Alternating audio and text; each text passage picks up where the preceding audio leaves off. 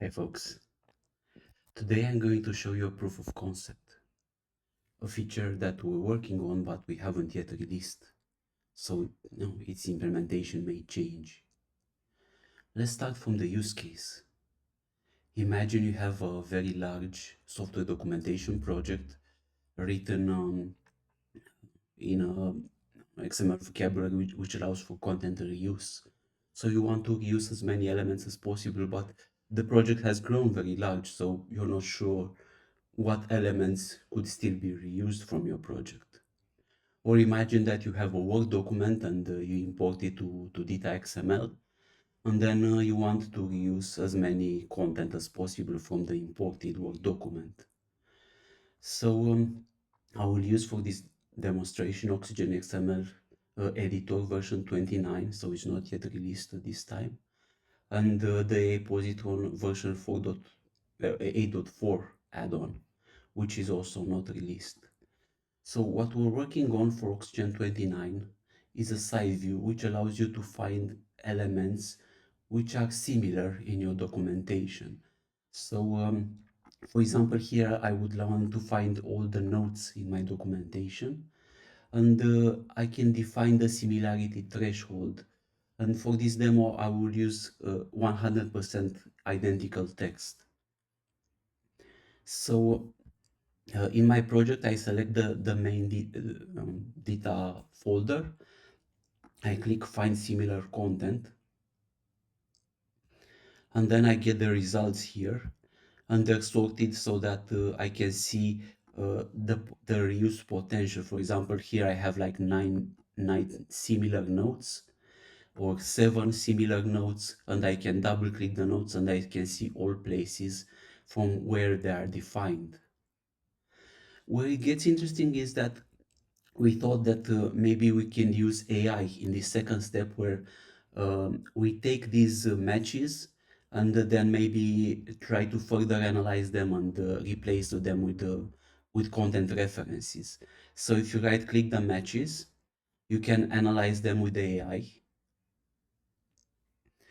and the AI is trained to read through each of the matches, and it gives me a summary that all 7 elements can be extracted because they're quite very similar. They only have local IDs which differ.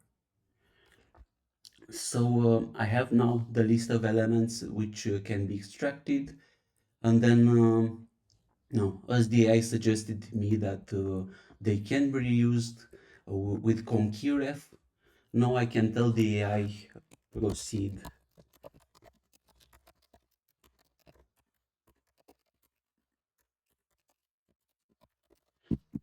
and as it has access to all these elements, it will start looking through my project, and